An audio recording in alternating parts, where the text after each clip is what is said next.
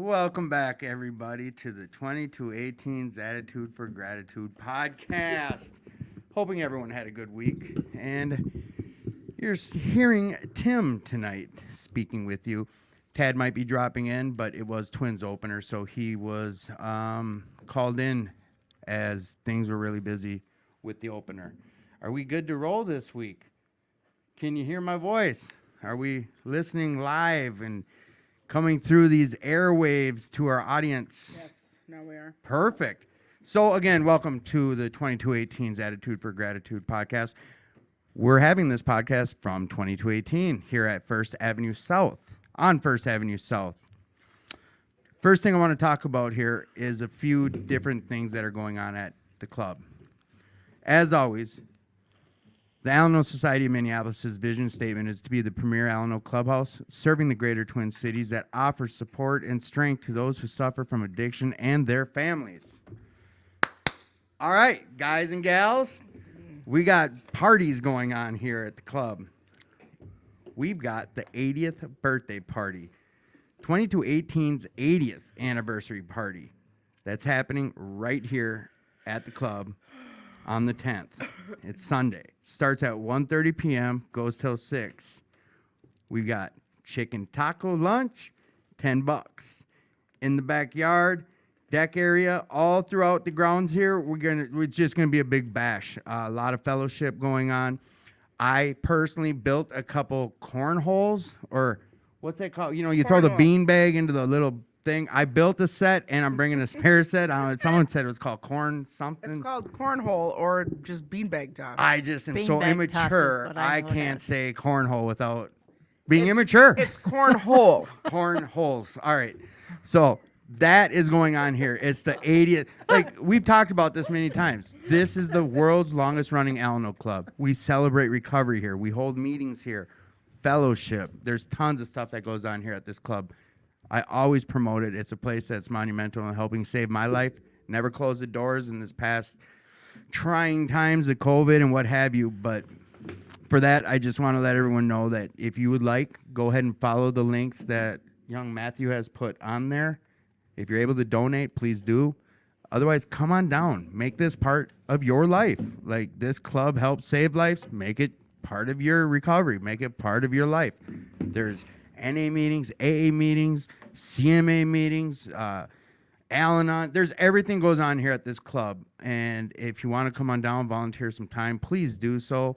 We could always use help. We've got, with the weather change, like, we're up for anyone who wants to come do some gardening, some yard work. If you got community service hours, come on down. Get them written off. Also, the 4th annual 2218 Ride for Recovery, Saturday, June 25th. It is going to be a blast. I'm going to be going on the ride. I've got, matter of fact, I have 2 Harleys, gifts of recovery. But the ride itself, it starts, we do 8 to 9:30 is the 8 to 9:30 a.m. is a pancake breakfast and registrations. $5 donation for breakfast. 9:45 is the mandatory riders meeting. We just go over safety stuff, kind of like solidify who's going to be where. We're going to show you who the road guards are, kind of what to do if you're a first-time rider in bigger groups. This meeting is monumental to help you understand how these rides go. You can link up with someone. You kind of figure out your spot in the lineup. But kickstands will be up at 10 a.m. 1:30, the festivals kick off here at the club. We got the band Zoo Factor. They're playing a couple times throughout the day. This goes until till 9, 10 o'clock at night. It's going to be a blast. This whole auditorium's filled with auction stuff. We have a silent auction. We have a raffle, drawings, all that stuff. That goes at the end of the night at 9 o'clock is when they do all the drawings and what have you. But we're having a medallion meeting at 7 o'clock. We have a speaker here at 6:30. It's a whole day of fun. Like, come on down. You don't have to be in recovery to come enjoy this. Anyone is welcome to come. Bring family, friends, whoever. On that same note, I'm already getting sick of hearing myself talk. You want me to do it? Yeah, tell them, Okay, our audience so- all about this interactive show and how to be what it's Well, about. what if I want to talk about something else first? Hey, you're part of the show. Talk to them. And Good. So, hey everybody, it's Elena talking right now. Okay, so since he just talked about all that other fun stuff that's going on, we also have Gopher State coming up, and Gopher State is coming up on Memorial Day weekend. Yeah. So it's going to be, I believe, the 27th, 28th, and 29th, And there are rooms still available. and there are rooms still available. What is Gopher State? Gopher State is a huge roundup that happens in Minnesota, and there are people from all over that come out. There's speakers from California, there's speakers from other places. People fly up here from different areas just to go to Gopher State. We have not been able to have one for the last 2 years due to unfortunate events, but We had an impromptu one. There last was- year. there Were you was. there when I did no. that? So last year, Gopher State got canceled due to COVID reasons, and a bunch of people had rooms and they could not get refunds, so they still went down there and they had a small little Gopher State, Yeah, it was. which is absolutely amazing because we can do that in recovery now. So Gopher State's amazing. You're gonna see all of the Alanos in Minnesota. You are going to meet nonstop people. You're going to have nonstop food. Don't worry about having money for food because there's going to be food everywhere. Hey, if It I wanted to does- go and I couldn't afford a ticket, am I still able to go? Yes. So it does cost money to get in. You can register online or you can pay when you get there. If you can't pay for a ticket and you really, really want to go, there is a table down there and they'll point you in the right directions where you can volunteer for a few hours and they will pay for your ticket to be there. And and it's for the entire weekend. It's not just for the one day. It's for the entire weekend. So it's lots of fun. It's hundreds and thousands of people thousands in upon recovery. Where else are you going to be able to branch out in your circle, in your recovery life, your family, whatever you want to call this? Where else are you going to find this? At Gopher State. Yes, they bring the speakers in worldwide. Sheldon was the last speaker I heard there. He was a guy out of Vegas, but they have just these. They have circuit speakers. So these guys aren't. I mean, there will be some local people, but these speakers that they have are very entertaining. They do this countdown. If you've never been part of a recovery sobriety clock countdown or count up, it's very, very fulfilling. And for me, it was emotional because when I went, I had 2 months. I think the first time, February, whatever. I had under a year, but they do a countdown all the way down to 24 hours, and then they start counting down hours, and it's just you got a room full of thousands of people cheering on the newcomer, and it's a blast. So. And if it sounds a little overwhelming to you and you are worried about being in a room with thousands of people, you can watch every meeting that is going to be happening in any of the hospitality suites that are Yes. there. So if you feel like you'd rather be in a room with only 5 or 6 people, don't be afraid to go into one of the rooms and ask if you can just sit there. Just take a seat in You a don't even chair. have to ask. They do now. Yeah. This year, they said they're going to have more rooms than ever because of people with social distancing. So you can still distance yourself, or if it's just a fear of being around that many people at one time and it has nothing to do with anything else, there are still ways for you to be able to hear everything that is going on this weekend or that weekend. It's going to be a blast. It just is. You got sponsees, bring your sponsees. It's $30, but like she said, if you can't afford it, go there and volunteer some time. They need time. It's 2 hours of picking up garbage or helping guide people to here or there, but they have like an what's that called? Our Advark or no, oh my gosh, the history of Advark. What is that called? But all the history archive Advark. They have It's like an aardvark. an aardvark. They've got I'm on my bean over here worried about yeah, they have archives of like some of the original like letters with Abby and like if you're interested in any of this and how it got started, like that room, I stayed in there for like 4 hours that first year I went. It's just there, and there's a lot of original print stuff in there. It's the whole thing. It's amazing. And like she said, if you are like fearful of big groups, they have things called first meetings where they only limit it to like 15 people. There's small. There's anything you can think of for recovery. So yes, this is like the World Cup of recovery for Minnesota. And besides that, there Gopher State itself is a is a committee, and they also still need volunteers for things, whether it be security or other things that they have going on. So if anybody wants to know about volunteering for that, reach out to me, because I do know a few people that are on the committee down there, and we can try to get you in touch with them to see if there's something that you can do while you're down there.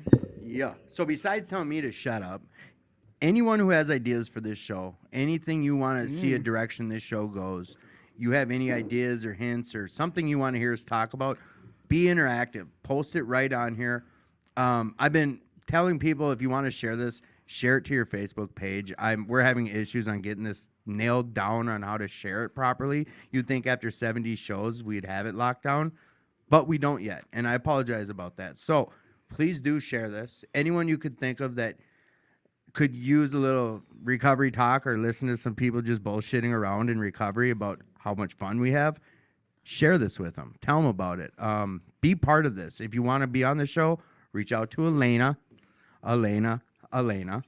and we'll get you on the show one way or another. Or if you have an idea of who you want to hear on the show, reach out to Elena, and we'll get that taken care of. But it is interactive. So if you have questions for our guests tonight, post them on here. You can reach out to myself or Elena directly. We both put our numbers up here if you want to keep it anonymous. Other than that, just remember you're not alone. If you're struggling, please reach out. Talk to someone. No one knows if you're struggling unless you tell them. We need to make sure we're kind of staying open about that stuff.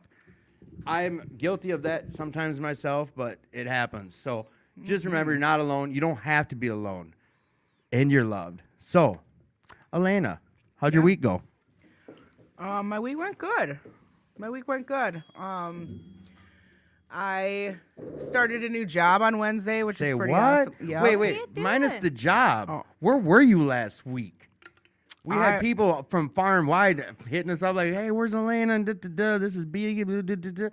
Talk to us. You are such a crap talker. I took myself on vacation. I went to Florida. You practice some self-care. And yes, I practiced some self-care, because being stuck in Minnesota for too many months without sunshine is very bad for you. So it's bad for a lot of people. So I went down to Florida and enjoyed 80-degree weather and stared at palm trees. I think they have palm trees every like 5 feet. It's unbelievable. And I saw things that I never would see up here. Giant iguanas walking across the street. Don't pet them because they bite. And really see wild iguanas? yes, there's this pond where you look out and all you see is iguanas everywhere. Right behind their Target, like in the city that I was in. I mean, Did it's you try to pet absolutely one? Did it crazy. bite you? No, but I Oh, was told okay. not to pet them. Oh, see, I've It's never kind been bit by of like one, petting an alligator. Don't do it. okay. I did fun things. I went to meetings. Every day. They had a 10 o'clock meeting, and when you come into a meeting, I was talking about this earlier. Everybody feels welcome. And they don't care where you're from. They don't care none of that. They just are happy that there's a body there. And these meetings, they're anywhere from 40 people to 75 people. Saturday morning, the meeting that I went to, there might have even been over 100. Wow. And we're all just underneath this big, huge gazebo thing down by the pier. So you get to stare at the water, have the warm sunshine on you while you're sitting in a meeting. Wow. Like, Is that? Hmm? Is that how cool is that? It was absolutely amazing. Yeah. So these ones were NA meetings. They had AA down there too, but I chose to do what my friends were doing. I stayed down there with I didn't stay with her, but I was down there with one of my best friends that I met in the program. And I stayed in this really cute little B&B, and I'm already planning on going back. How was that B&B? Tell us about it. It was good. So it's just like a house, and every section of the house has their own entrance, and yep, there's weird looking bugs down there outside the door, so I had to like do the duck and run into my door because I don't like bugs. And it was just a bed, a kitchen, and a bathroom, and it was I'm telling you, they're cheap. It's cheaper than a hotel.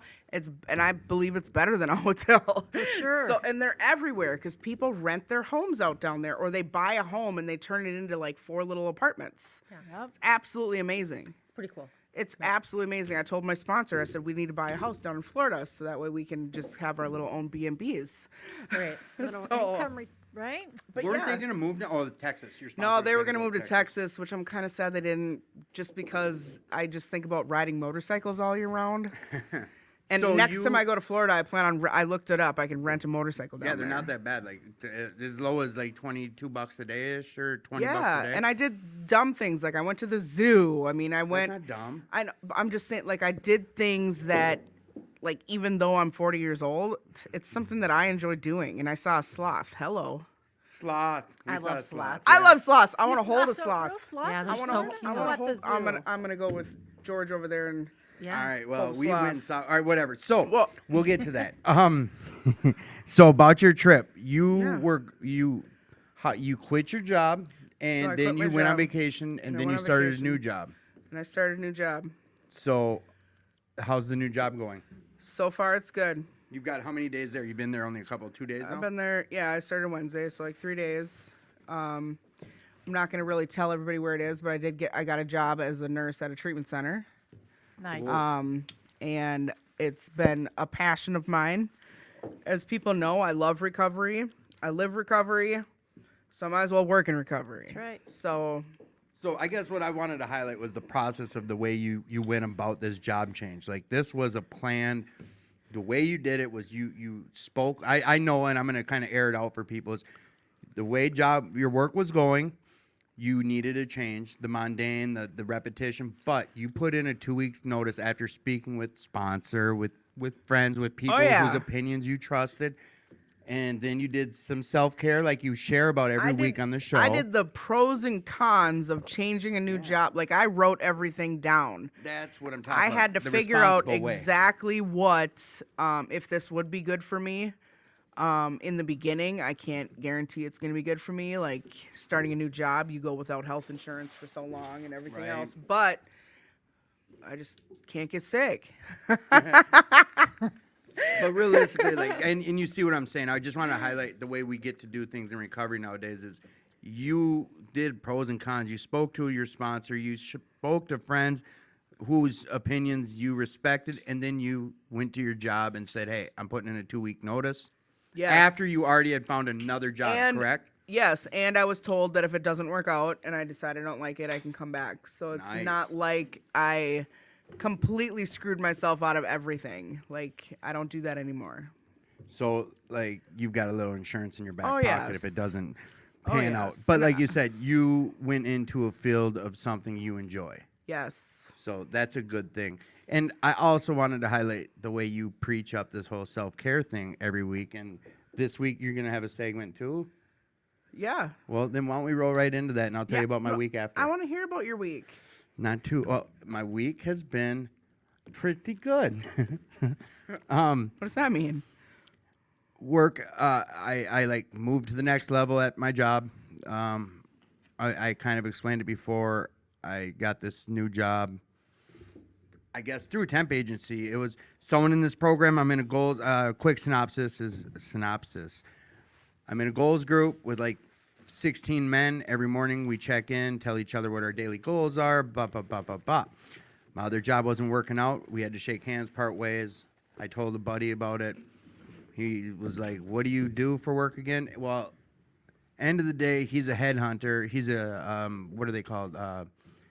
People that find people jobs. Talent agent? Yeah, something like that. An agency. Okay. And he was like, "Give this guy a call. They're looking for work." So I called him, and it ended up, it was a maintenance manager position. It was a fluke. It was all nothing planned. It's all because of recovery.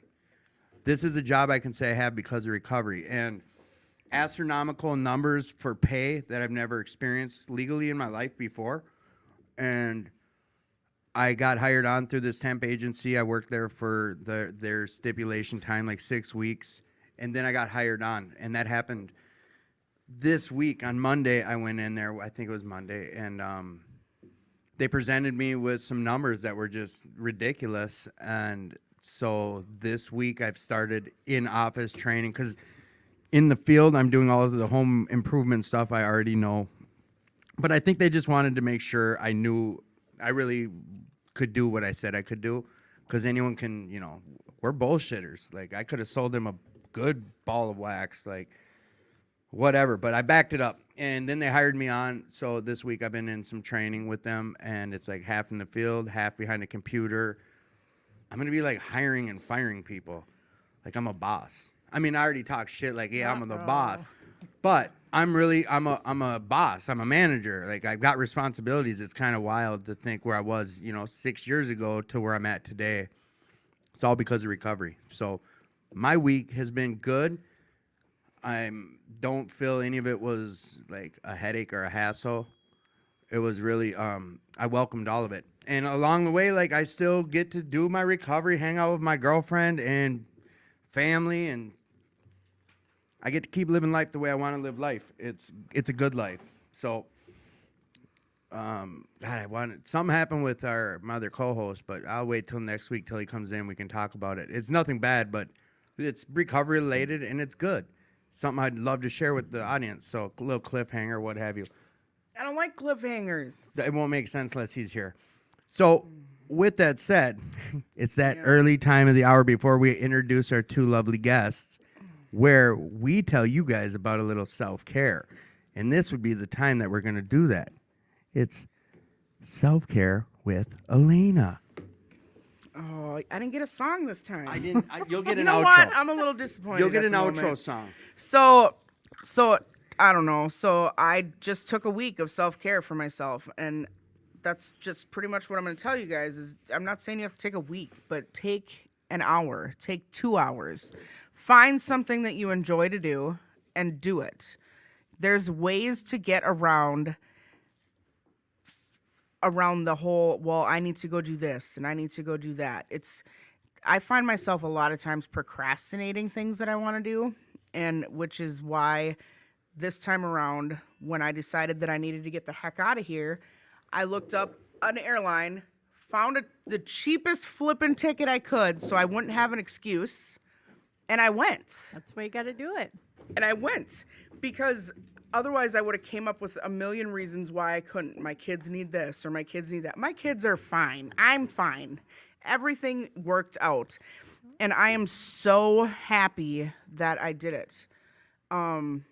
It's starting to get warmer out. Tomorrow it's going to be 50 degrees. Go for a walk and not freeze your butt off. You're not going to have to put on your snow pants and your jacket and your gloves. Do something for yourself. No matter what it is, just find something to do for yourself. Take your dog for a walk. You don't have a dog, you can come take my dog for a walk because he loves it. There's so many things that you can do. So this week I'm just going to tell everybody to do something for yourself. Find a way to do something for yourself that just makes you happy. We had a reading today in one of our books in the meeting that talked about happiness. All of these things make me happy. Going out and doing things for myself. I don't care if it's just 5 minutes of just closing my eyes and meditating for 5 minutes. It still feels amazing. So, that's all I got this week, Timmy. That's all I got this week. And that was self-care with Elena. That Oh was my that's a gosh. little guitar riff from one of my buddies upstate. All right. All right. Well, you know what time it is now? Yeah, it's time to chop it up. Okay. Chop it up. So- Again, anyone out there listening, if you have questions for our guests as we start diving into these topics, do not hesitate to reach out. If there's something you want to know about them, do not hesitate to reach out. With that said, please speak up and introduce yourself over there. Hello, I'm Judy, and I'm an alcoholic. Welcome, Judy. Hi, I'm Jess. I'm an alcoholic. Welcome, Jess. So, what do you guys want to talk about? I'm joking. All right. First, I'm going to pick on you, Judy, Elena already kind of said this the other week when we were talking about having you on the show, is you have a service position at one of the other Alanos in the club, in the Metro, correct? I do. Tell us about that. What's your position? What do you do? Well, I am the treasurer, and basically what that entails is keeping track of the money that comes in and goes out of the club. So At which club? at the Blaine Alano. Where is that? I know it's in Blaine, but Yep, it's up Highway 65 heading north. Right before you get to Ham Lake.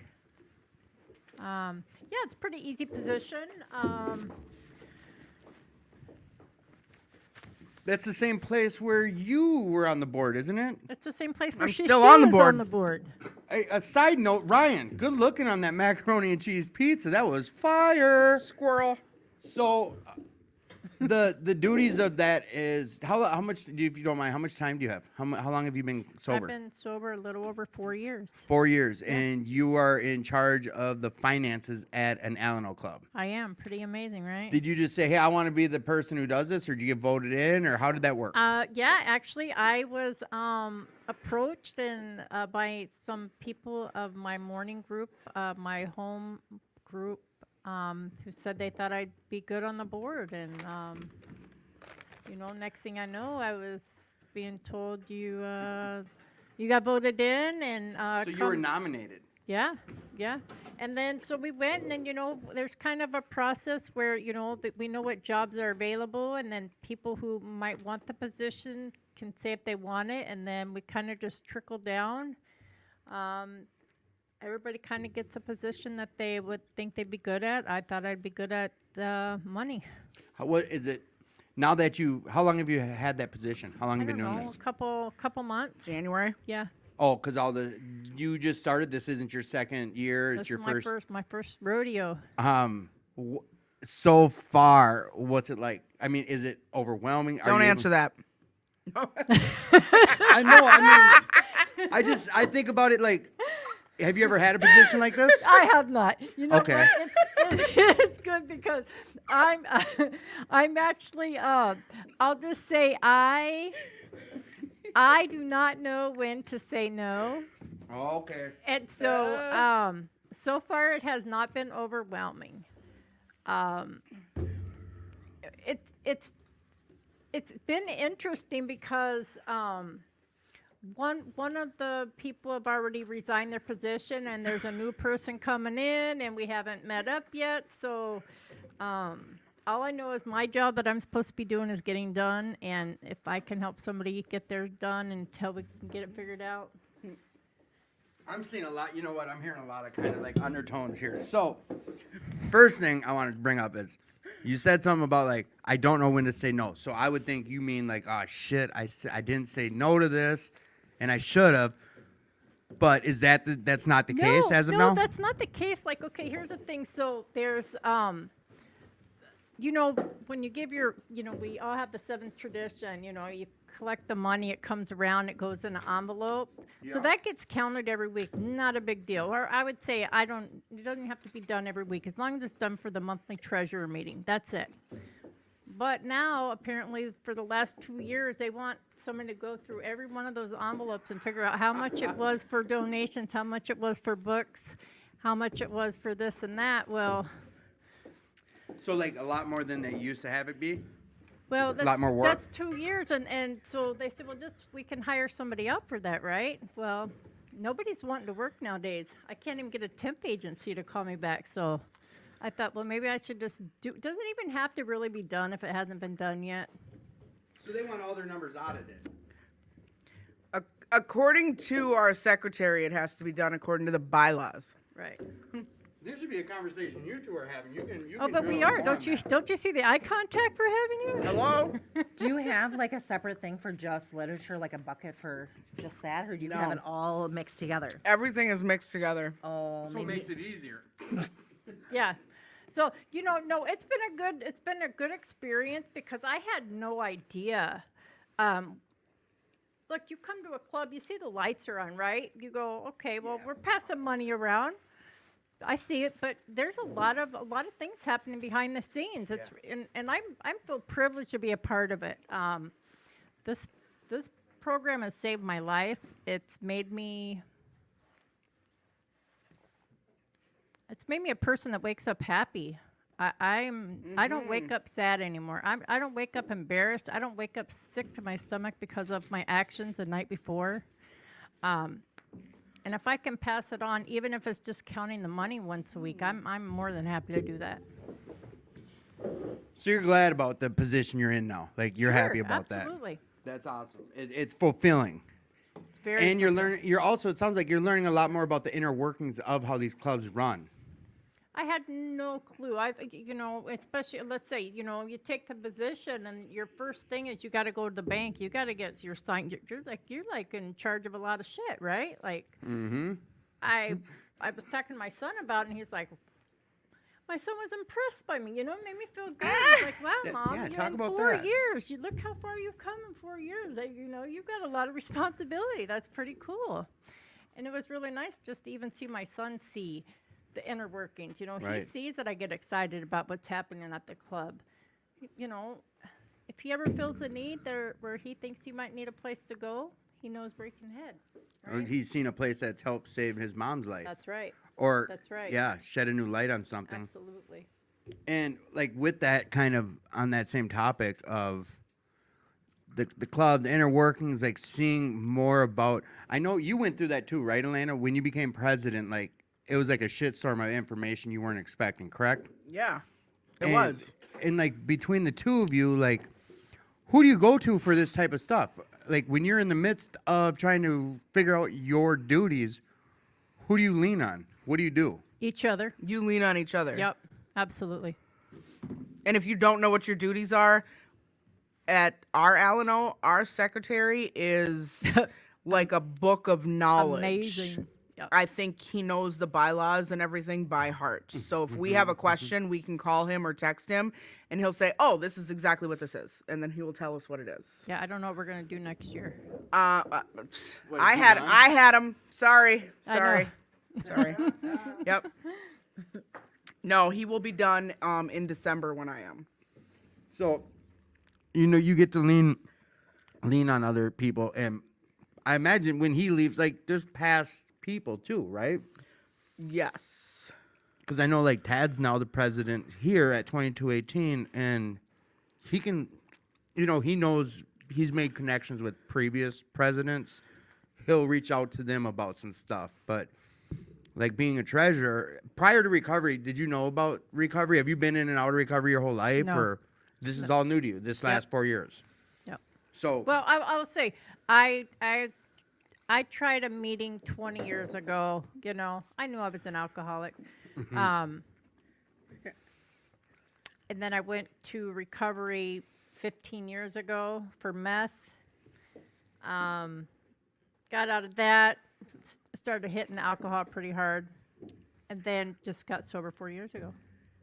yeah, I think about that with the like switching vices. Yeah. And they talk about that in one of these fellowship books Yeah. and I've made light of it. Like some people are like, you know, meth was so bad. Like maybe I'll just do heroin on the weekends. To me, that's like a joke. Like, cause I was a heroin guy and it's like, yeah, I'll just shoot heroin on Wednesdays and Fridays. Right. But it's like, you know, I couldn't now. I know better. My biggest problem was not alcohol, but I know better than to think I can go drink responsibly. I could not do any mood-altering substances responsibly. Me personally. Right. Maybe it works for some people, but not this people. No, I So- know without a shadow of a doubt, any kind of mind-altering substance would be the end of me, because that would just start me right back to where I was at the end. And I do want to get to you quickly, Jess, but I don't want to stray from that. It's like where you kind of you're sharing about your story, and with that, you got these responsibilities. And if I'm not mistaken, you're an optician, correct? I said Optician, yeah. optician. I was like eye doctor. Basically, a glorified way of saying I'm the gal you come see when you need glasses. All right, so you're the eye doctor. To me, you're the eye doctor. There's so many big words tonight. But like Hey, you, don't forget aardvark. aardvark, yeah, aardvark. It must have But- been from watching Harry Potter, huh? Hey, I'm gonna tell everyone about I'm in the middle of reading all the books and I'm watching them, Reading or listening? listening. Okay. I went from Twilight and watching Twilight and re-listening to all the Twilights. Now I'm doing Harry Potter. I'm on the Harry Potter kick. But My boy Edward Collins in both Harry Potter and Dude, Twilight. I am a Harry Potter dork. I You have see the new never movie that's seen- coming out? Yes, never- I have a tattoo of Harry Potter. Like, I have a Harry Potter tattoo. Yes. Oh my God! Tell me it's the snake, the No, bad it's, guys it's one. the always thing. Oh my God! She got Hufflepuff on her neck. No, I'm joking. All right, we went way off track What here. did you just say? Don't tell people what's on my neck. I don't know what's all right. So, Judy, electrician, you've got a job with a lot of responsibility. You show up for it. You talked about your sons in your life, your marriage. It's like It's like how is life going with recovery because of recovery? Is know life what? going? You know. You know, Tim, it's funny you asked because, you know, of course you invited me on the show. I thought, I don't talk much, you know, but Tim, he's a guy I could talk to. He, you know, Tim can talk to anybody. So, you know, when I first got sober, first of all, God did it for me. Okay? God did this for me. This was not me. I tried lots of times. I couldn't do it. When I was ready, God knew it. I admitted it. He took it from me. Because it was so easy for me, and really what I did was I got active. I literally, from the get-go, I volunteered my days and nights. I just stayed busy. From day one. Pardon me? From day one. From day one, Okay. absolutely. Serenity Village is where I went. Serenity Village has got opportunities for service work non-stop. You need something to do, they'll put you to work. Every day of the week. Yes, absolutely. Things were going really good, and then started having problems with, you know, my marriage, and it really was.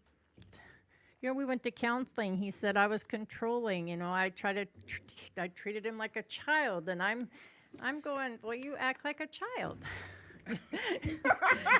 You know. Wait, did I hear that right? You're like, Yeah. okay, yeah, all right. Yeah, you heard You're that. treating me like a You child. know, You're and like, well, I'm you're acting like a and, child. And you know, because I am justifying the reason why I'm acting the way I'm acting, right? Okay, yeah. And so it came to be where, you know, a couple years into sobriety, I told him, and like, you know, because things were not going well. We were not getting along. It was a hostile environment. I said, you've got to go.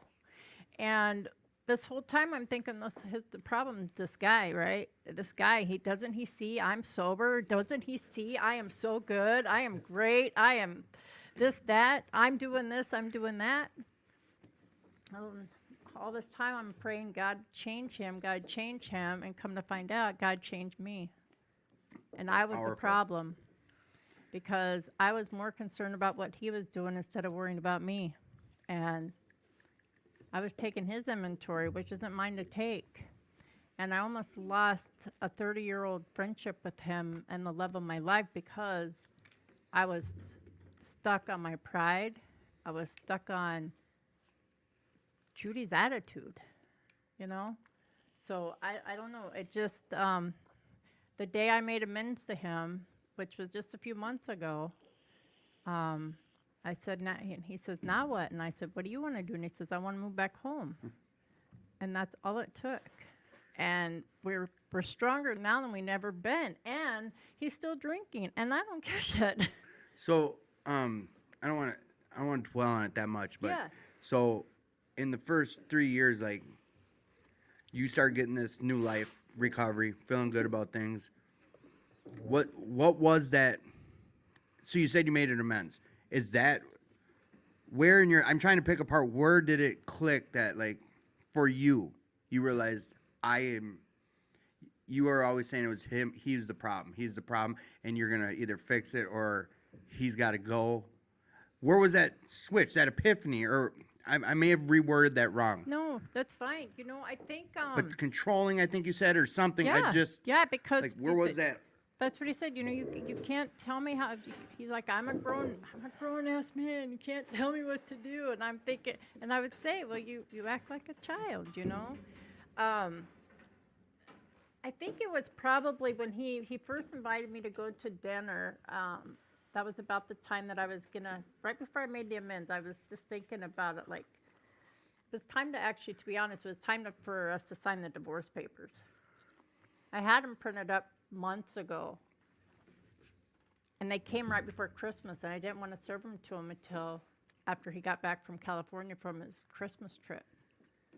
And it was when he came back, he had asked me for out to dinner, and it was when I started thinking about that trip, and I started thinking of the way that I actually, I guess God just showed me really what it was, that I really had treated him terribly. Would you say I'm trying to compare it to like alcohol? We always realize like the drunken horse thief. You know, you take away the drunken, you still have the horse thief. You're thinking the booze, the alcohol was the problem, and he's the problem. Were you thinking the way I heard it? I'm not accused. You were the problem. I was. Is that no? I'm No, you know, it was In a both. way, is that you what- know what it was? It communication. Okay. Communication got really shitty. I was afraid to say anything to him. He was afraid to say Right. anything to me. okay. And then when we tried to talk about it, we both put up our dukes, right? Because we were both lashing out. Okay, so Right. here's what I learned. The way I was acting that way because I was scared. I was afraid Fear. for my securities to be taken away. He's gonna drink. He's gonna blow up our bills again. I'm working, too hard to get Right. my life straightened out, and he's gonna drag me down Right. Fear. instead of having faith. So then you you've had a sponsor, I imagine. I did. You work steps. Yep. And you're on step 9, and you're like, time to get to this amends. However long ago, but now it came to Yep. fruition. Call it what you will. Yep. You made this amends, and like just what all the weight dropped. Well, yeah, it was super. I just let it literally all at out? dinner, I literally just looked at him and I said, I've been wanting to make my amends to you, and I said, I need to stop me. And he's like, Judy, I know who you are. I know your heart. I know who you are. You don't owe me any apologies. And I was just like, but I do, I had to just say it out loud. You just have to let me say what I need to say. I'm sorry, you're right. I was controlling. I have been, treating you like a child, and you're a grown man, and I'm just sorry, and I don't know, it was almost instantaneous. Maybe we were both waiting for that moment. I don't know, but all I can say is now things are good. What kind is that? Oh, we got pizzas. Shit, it's like grab a shovel. We went deep real quick on that. But no, that's good for people to hear that. Like, marriage mended. And don't you, you take care of your dad, correct? I do. Like, that's okay we talk about that? Yeah, absolutely. Like, That what's was going on with that and, like, how everyone participates and what's involved with that? okay. So my dad, he's been handicapped his whole life, but 20 years ago he took a fall, and when he ended up in the hospital, he basically lost function of his lungs. So he's on a ventilator and he's in a bed, and that's he needs 24-hour nursing. And I think that was one of the things that contributed to Greg's and my husband and my breakdown in communication, because that put a big strain on our marriage. As much as my husband is actually the one who initiated my dad coming to live with us. Because him and your dad are buddies, right? They are. We've known each other. Greg's been part of my family for over 30 years, and we just got together 7 years ago, so we've known each other for a long time. But the dynamics of the house, so let's see. We've got a nurse from 8 in the morning till 8 at night, and then from 8 at night till 8 in the morning, and I take care of them. Let's see. But Greg takes your husband. He's like tonight. He's taking care of him. Like you guys all pitch in. Everyone now it's kind of. I don't like that word. Oh, it's a happy family, but the communication because of your recovery now is better. You guys can communicate. We can, and also the same that goes for my dad. My dad drinks, and that was tough for me too, right? Because I'm pouring his bottle every night for Right. him, and I think a lot of that I think played into me also seeing how I had been not so fair to Greg about his drinking because here I'm letting my dad do it, and Right. I'm holding Greg to a higher standard, and Greg is helping take care of my father. So Right. a lot of disadvantage. But in my mind, at the time, that is not how I saw things. No, and you know what? From the outside listening in right now to everything you've shared, it's like it feels like there's a lot you're accommodating, but as long as in your shoes you're comfortable, like we always preach this, like everyone's experience is their own experience. Yes. You figure out what path works best for you, and you have a higher power. You know who your higher power is. Right. You know how to walk through it and the way you've walked through it. I know you've reached out to friends through the process. I know that you spoke with your higher power about it. Like, you don't just make snap decisions nowadays. I'm working on it, man. I'm working. No, I God, you're really so- am. I am working. I'm even learning to say, let me think about it. There you go. Let me think about it. That's huge, right? Right. Because my before thing was yes, yes, yes. Now it's let me think about that. Well, God, there's a lot more I'm going to get to on the second hour. We do have a question. We have a question. All right, for both of you guys. Jess first, then Judy, and then we're going to get into you, Jess. All right. So it says, what if the urges become more highlighted and prominent the more I reach out? Reread that one more time. So what if the urges become more highlighted and prominent the more I reach out? Be careful with who you're reaching out to. They're ticking you off. They're hitting a spot for you, I would say. So, like, the first answer to that would be, like, who are you reaching out to? Sorry, Yeah. Jess, this is your answer. Yeah. Go ahead. Jess, you tell us. I mean, George. I guess I would talk to my sponsor about it first, and then I'd pray about it, and maybe take a look at my circle again and see who's So what if this was somebody that isn't completely in the program yet, but wants to be in the program, and the people that they're reaching out to are just the wrong people? So, someone newer to recovery. Yes. Okay. Then what's your answer to them? I can't guarantee they've been to meetings or anything like that, but what would be your answer to that? probably look at it from a different view and kind of take it with a grain of salt because they're still sick. Right. I mean, in all honesty, they're Like- not going to have any great answers that are super wise either. I think, like, get to it. It's Get hard to a not meeting? to jump in. Yeah, I don't Yeah. want to steal your guys' thunder, but, like, I'm going to answer it too. Is like, if you're new to this, like, you found our show, that's awesome. Like, we put our numbers up. Reach out to Elena. Like, and if you're a guy looking for some stuff, reach out to me or Tad or Matt or Ryan's always just reach out. That's the first thing. If you're feeling you're getting urges from someone after you talk to them about your urges and it feels worse after that, pick the phone up and call someone else. Keep calling, but grab a call. I'll put Intergroup's number up there. Find a meeting. Get to a meeting. Then you find a sponsor. Like all this stuff they've been telling us. You're listening to 4 people babble on tonight who have all done that stuff. And I now don't call people, or I'll call people, but anyone I'm calling nowadays, my urges won't be worse after. Like the tell you- girl, like Jess just said, like the circle you've surrounded yourself with, and in early recovery, that's got to be tricky. Hey, I tell you what, for real, in early recovery, because I'm an introvert, I didn't reach out to anybody. You know what I did? Every time I got an urge, I go turn on the hot bath water. I run me a bath. I'd light some candles. I be by myself. I recharge. I feel better being by myself. Right? See, I Brings you was, back to the washing your hair thing. Yeah, that used to be. She would. I'm serious. And If you're that having a moment, wash your hair. it got me sober. It kept me sober. It You wasn't. found your experience. Like you found what That's worked what for you. worked for yeah. me. You find something that you enjoy and go to that, whatever it might be. Just so if it's 1 minute, if you can outlast that urge for just a few minutes, it probably is gonna pass. So find Right. something that Yes. gets you out of that moment. Take a hot bath. Try it, girl. So I don't. Sorry if I'm mispronouncing, but Isha, definitely you're doing the right thing now. Hopefully you're listening to responses, but reach out to some people in this program.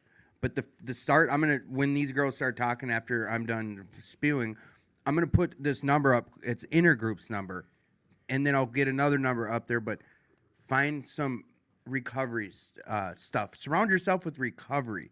People in recovery, typically, if you reach out to them, the urges aren't going to be stronger after you talk to them. Go ahead. And not everyone in recovery is right for you. Nope. That not everyone, and I say that because I am perfect example, and I'm sure everybody else in this room is too. I was friends with many, many people, and as time went by and I realized who was good for me and who wasn't, and who was working a program inside the room and outside of the room, and who was going to be able to help me keep continuing to stay sober, that's where I finally realized that it's okay to not 100% be friends with everyone in recovery. And they say that in these steps, the principles over personalities. That's it. When we're in these rooms, we're all addicts and alcoholics. But when we're outside of these rooms, we're still addicts and alcoholics, but we have the right to choose these days who we can have in our life. So it's okay to, if you talk to someone and you don't like them, then don't like them. Yeah, you don't have. Yeah, just Move 'cause- on. Yeah, There's yeah. thousands of us. Yep. Just 'cause they're Thousands. in recovery does not mean that means anything. No, it doesn't mean shit. Just keep on finding more people. And if you're new, like there's tons of. We talked about We'll Work for Recovery on the show last week. That's such a huge place and a great resource center in early recovery. There's meetings there on the meeting on Monday, Wednesday, and Friday. Minimum 50 people, minimum. And a majority of them are coming from treatment facilities. They're coming from early recovery, but it's also networking there. You can go there. You're going to find out, like, that's a good spot to go get your diving board license. Like, that's where you jump off from. It's a good starting point, but you can go there. You make some connections. There's enough people there where you can get a vibe right away. Like, you can tell when someone's doing this thing of recovery and they're happy. You see it from a mile away.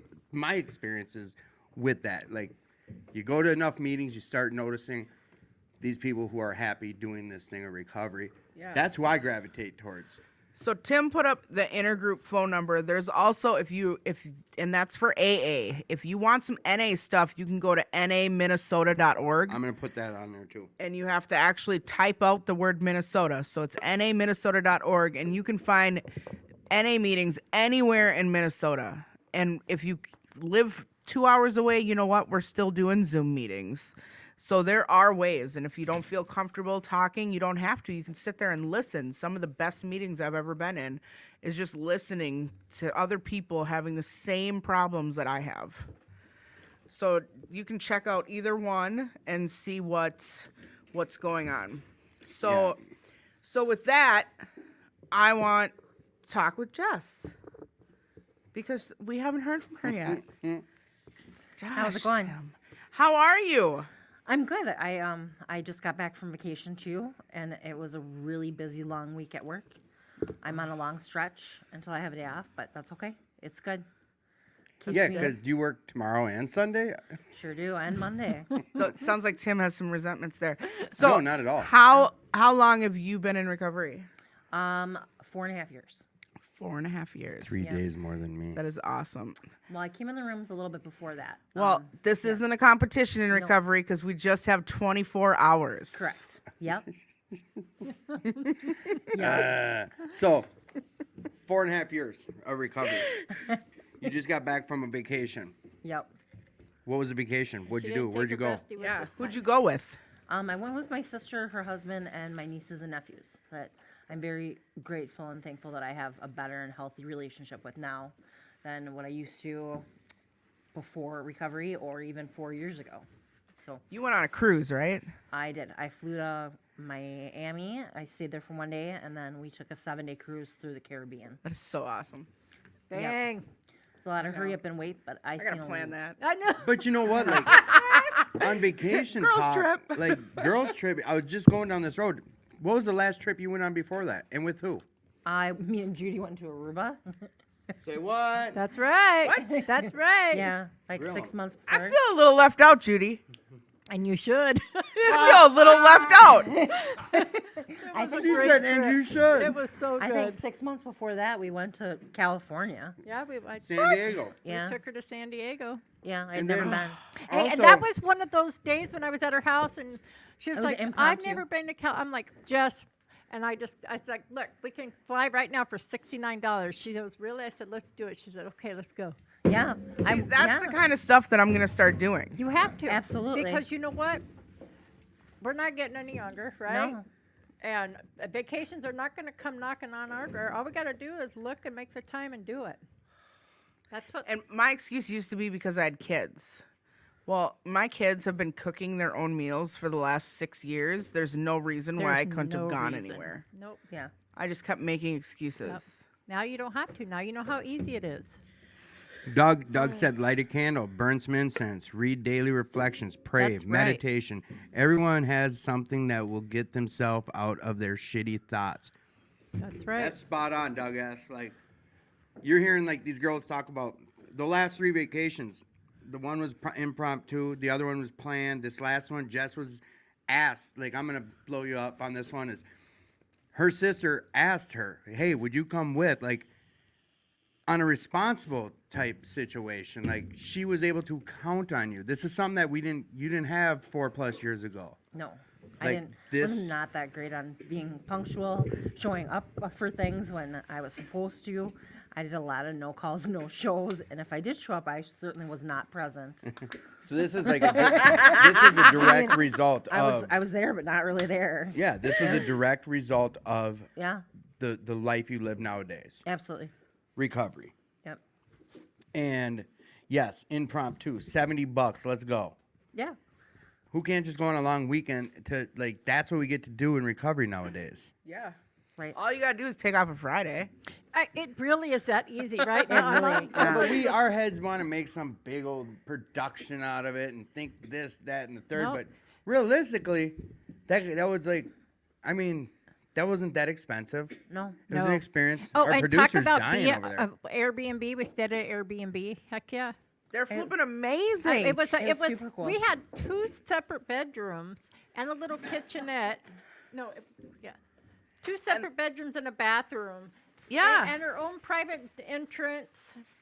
For like $70 or I just, 79. and you know what? And then I liked, so because I looked up B&Bs, you know how when you're on Facebook, it'll scroll Yep, through and then it apps, shows. yep. So then I found this app that shows you all these different Airbnbs and houses that you can rent. So I'm looking up different places like up in Duluth. That's right. Because I like Duluth and like down in like so many places. And I'm just like, what? Yeah. There's places in Texas that you can get for like $50 a night. Yes. What? Yes. I'm just I wanna telling, go. don't go to Texas in the summer. It's so hot. No. So hot. I went there once in August. Big mistake. Really? Big old- I've never you been get to up and you go Texas, so outside and your glasses fog up. You just get drenched. It's just Yeah, well, horrible. it's the hot spot. Like you can Oh go there my in the middle of our gosh. winter and stay warm down yeah. there. You can go down there in winter, no problem. Yeah, it's but- beautiful. So Jess, you know what? Judy brought up something about a place called Serenity Village. Yes. We come on this show and I am very vocal about people promoting what has worked for them. Like, you got a meeting you really like, tell us about it. You got a spot, a church you go to, tell us about it. She brought up Serenity Village. What is that like in your life? What has it done for your recovery? What's it been like this last 4 years, and what have you done with that church? It was really big because I had moved out of my sober house and I ended up getting an apartment down the street from there with a girl that ended up going back out for a bit, but that's not here nor there. But Research? yep, she did some Okay. research. Okay. But you know, I had done the same thing prior to moving, and so I didn't have a good support system at that time. So a lot of people, obviously, that I was friends with from the sober house or whatnot, were not really good role models, and I didn't really have too many great sober people. So I started going to church, and it was really key. I got into doing service work.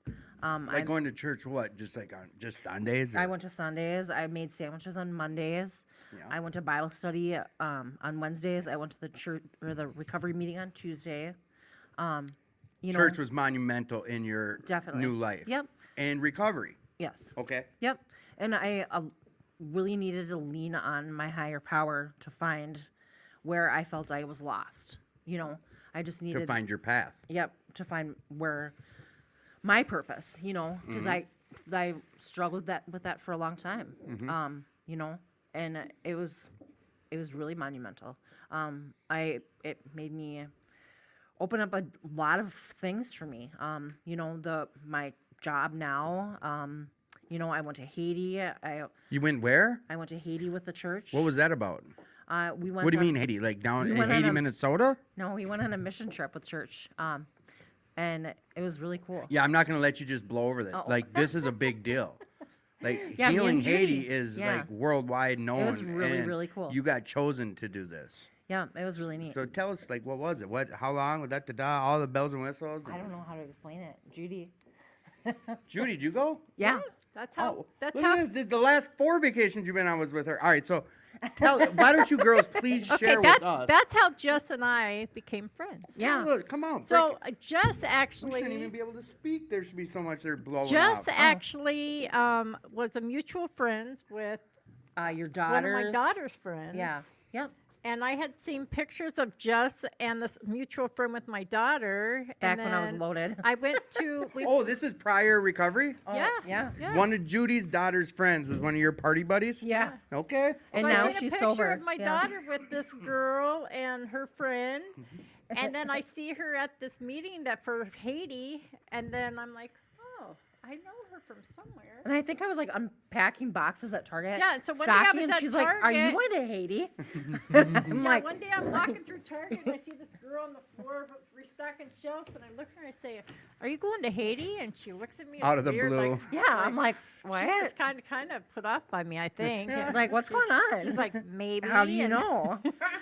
Maybe. I'm like, Maybe. Maybe. oh, I saw you at church. You know one of my daughter's friends and whatnot. Anyways, we went to Haiti together, and then when we came back, we just, We just clicked. you know, We yeah, hung out a lot I think, more. you know, I'd never really had a. We're not going to blow over Haiti. I never really honestly had a sober friend before. Oh. Okay, because okay. high school, you know, maybe when I was younger, you Yeah, know, yeah. in school, but As an adult. Like, as an adult, I never had a true friend, and I had to work on how to be a friend. Jess was Yeah. going to be my first person that I was attracted to as somebody that I could be a friend with. right. And so I had to make those connections. I had to make those phone calls. I had to, you know, let's do some meetings. Let's go do this. So we had to work at it. Yeah.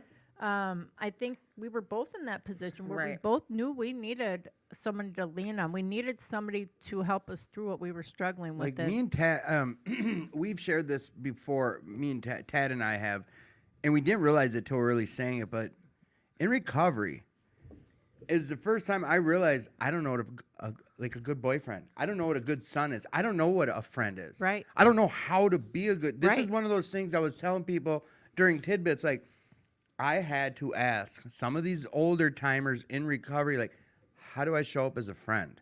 Right. Like, and I was serious, like almost in tears, because it was the first time I was asking an honest question about something that sounds so minimal, but I was serious.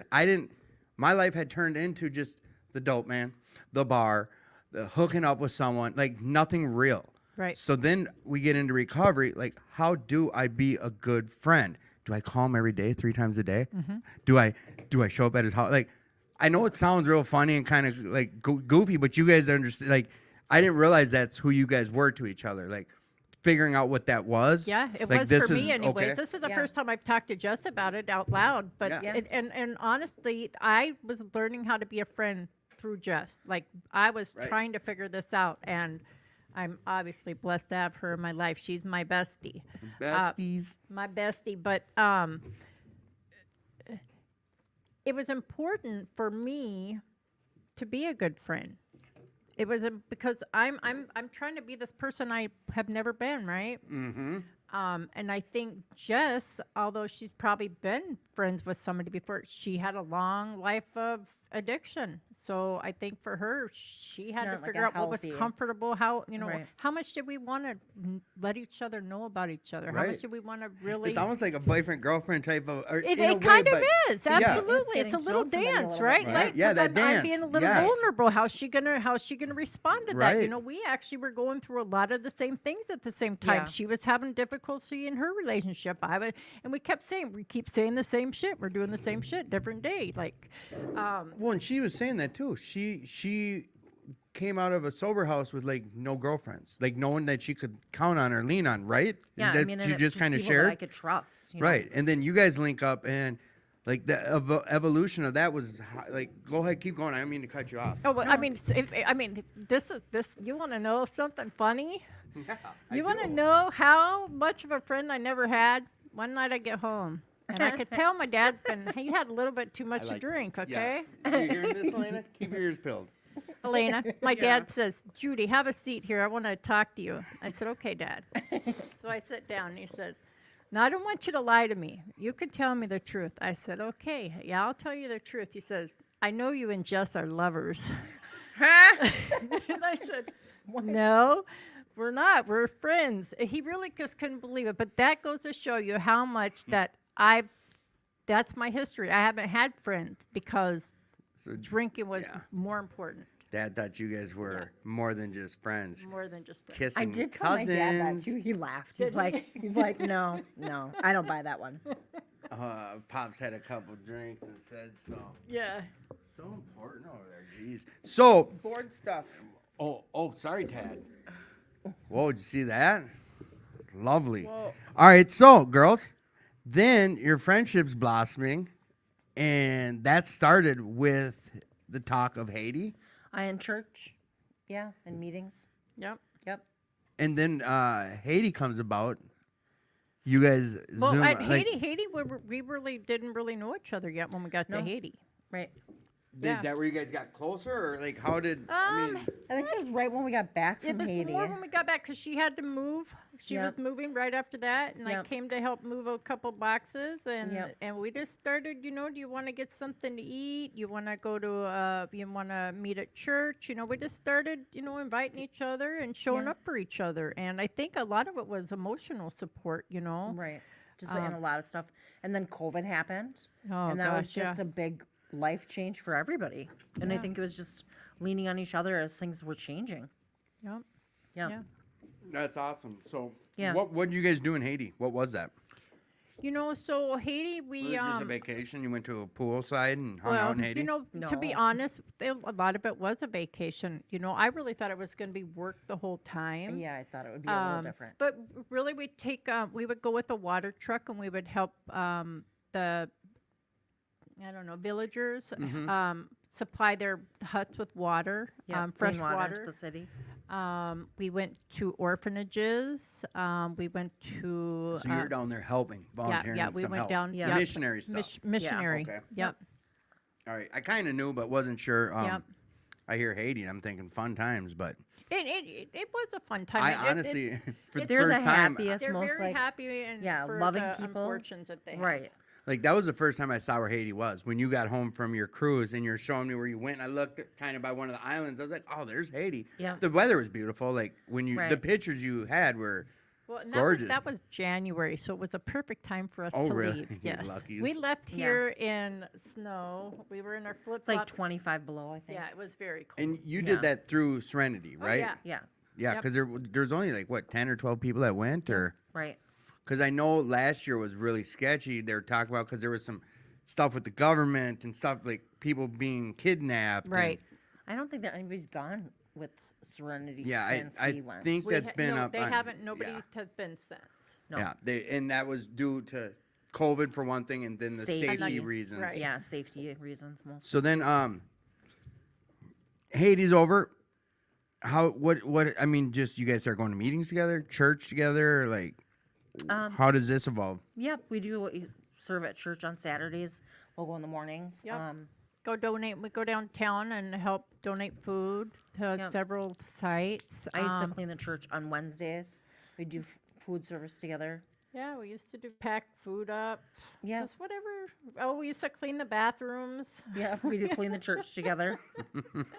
Yeah, that, like I said, if you want something to do, there's always something to do at There's al- Serenity. Always something to do. Yeah, Yep. and I think that's what we did. We would just say, you know, hey, We just get out of our head. yeah, do get out of our something. head. Let's do something. And Yep. then we got on this kick. We realized that we both really love good food. You know. Oh So- yeah, we went to a lot of expensive restaurants just to try different stuff. And then yeah, different dessert places for a bit. We need to find a gym now. Yeah, no. Yeah. Hey, but I need to put air in my tires because you have a bicycle too. We need to get back yeah. outside and go Yeah, bicycling. yeah. Oh, you girls. That's awesome sauce. That sounds like a good thing, and that's out of recovery. But you know what's really good, Tim, is seeing growth, right? Because I've been with her for most of these 4 years, and she might not see her growth, but I've seen it. Like I've seen it, and I'm sure that she probably sees growth in me that I haven't seen in 4 years. And I think it's important because I can say to her, Jess, you are doing better than you used to. Right. Look at where you're at now. Well, I get to say that too. Like, I've known her since since the beginning of my recovery. I Right. think I've known you, and there, in early recovery, I may have asked her out on a date once, and she shot me right down. But it hadn't always been like that. But we hung out. We went to the movies together. We went to dinner together. Like, we fellowshiped together. And yes, like, same thing. Like, she was working 2 jobs, like crazy hours, Right. and Right. doing that thing. Like, I didn't have to do that, and realistically, you didn't have to either. Like, Work 2 jobs. yeah, like all the things you did is because you wanted to be independent. Like, Yeah, I mean, I really needed to make things work, and Yeah. I needed to be independent. And yeah, do it. yes, Yeah, it's what you wanted for you, right. I wanted to. and you Have- did everything you could to make that happen. Right. Yes, including the church in that was monumental, and everything was. But I mean, I really wanted to change everything, and I mean, when I had gone back out for that short weekend, yeah, it was a nightmare, and just trying to start over again and just make, Well, and you were in a relationship with someone prior to. You were with a relationship with someone before you got sober, and you stayed in that relationship into your recovery. right. And that's kind of, it was COVID or something. I don't know when we stopped talking for a while, but I didn't even know that you were in just a little bit in the early recovery. I knew you were in that relationship, but like, because of your recovery, you figured out that just wasn't healthy for you anymore. Right. Like, and getting through that, you leaned on people and church and just your path, the path Right. you found. Trying to do the next right thing instead of. Right. And now your recovery today, it looks like, do you have a sponsor? Of course. Yep. What is that like? What do you guys have? Like, do you guys still meet? I Yep, mean, we what do you meet do? on What's that Zoom. about? Yep. We meet on Zoom once a week. We read literature together. I call her whenever I have an issue. I've gone to, I don't know, I've gone to hang out with her just to have dinner. I've been to her house, stuff like that over And the like years. meeting, do you still go to meetings all the time, or do you have service? I mean, what does your Yeah. recovery look like? I know you and me know this stuff, Oh yeah. but our listeners Yes. don't. So No, it's like I'm yes, trying to, I have I'm my- I have shoveling my you. home. Yes, I have a home group on Mondays. What's that like? What's it called? Where's that at? It's Tradition 5 in Golden Valley. Okay. I am the co-chair there. Oh, you have a position there. I do have God, a I feel like an position there. asshole. Yes, Yeah. No, okay. yes. Tell us about your recovery. What's it doing? It's a what step meeting? and tradition Yep. meeting. I do find speakers there to come speak. It's a smaller. It used to be a lot bigger of a meeting, and now it's a lot smaller because of COVID. A lot of people have not came back in person. I have had different service positions there over the years, but I like to go to Serenity Village on Tuesdays, and then depending on. I used to go to Foxhall every once in a while on Thursdays. Is that still going on right now? Or? It's like I think it's hybrid and So they're doing in in-person person now. and yeah. I used to every once in a while go to Three Legacies, okay. and then Saturday Night Live.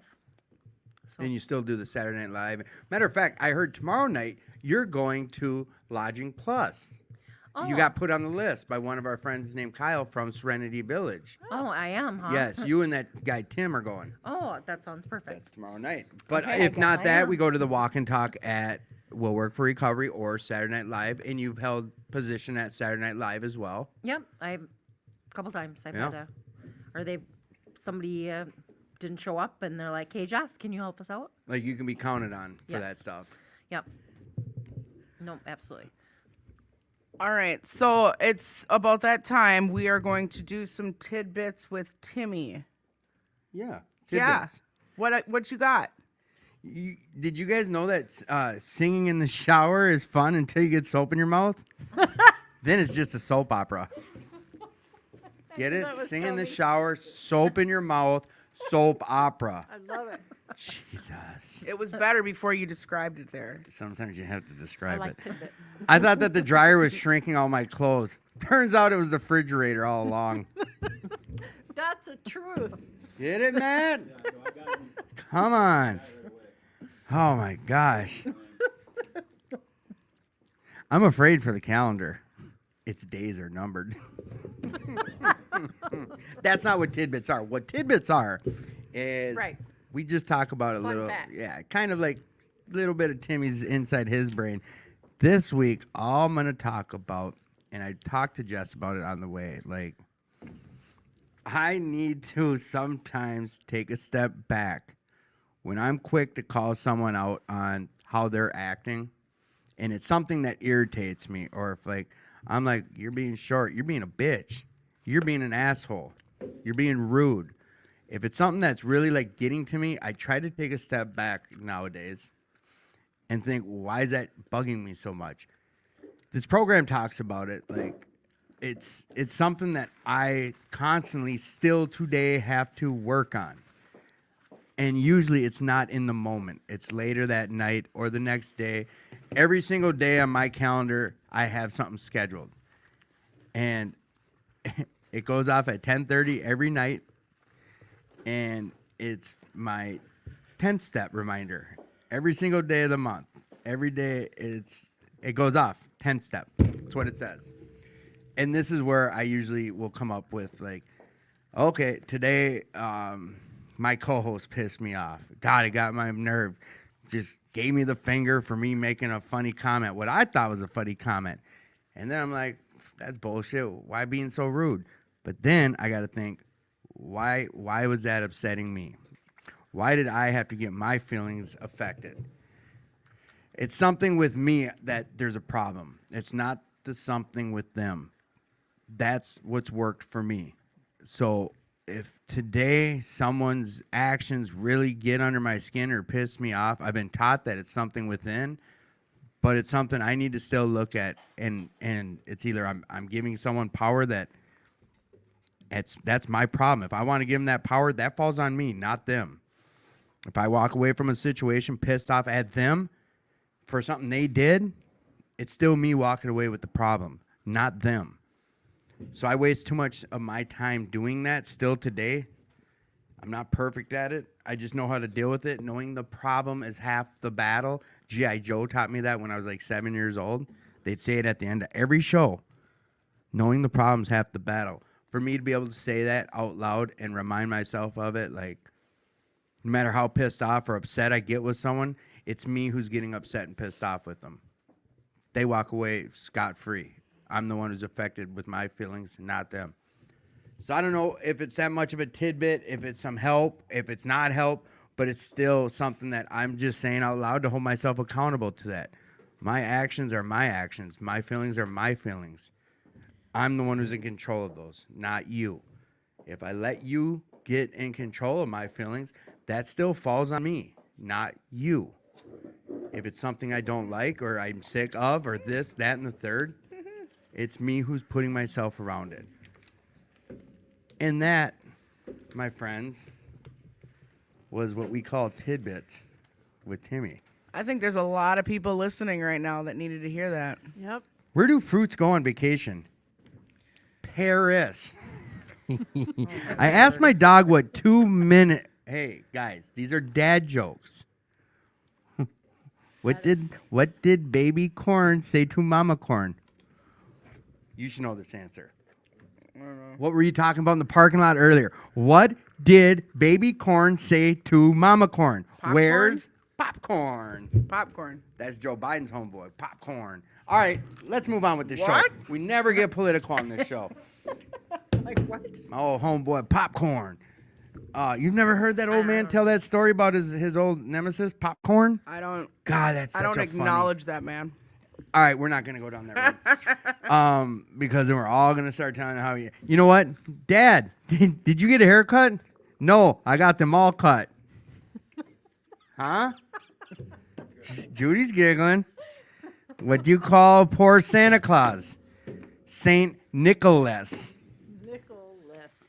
Until someone starts moving on with the combo, I'm going to keep telling daddy jokes. Why don't eggs tell jokes? They crack each other up. Okay, so we stopped at talking about your guys' vacations, going to Haiti, what recovery's done for you, what you're doing in recovery. Judy, what are you doing in recovery today? And then I got a list of questions people have been sending in, and I have 3 personal ones.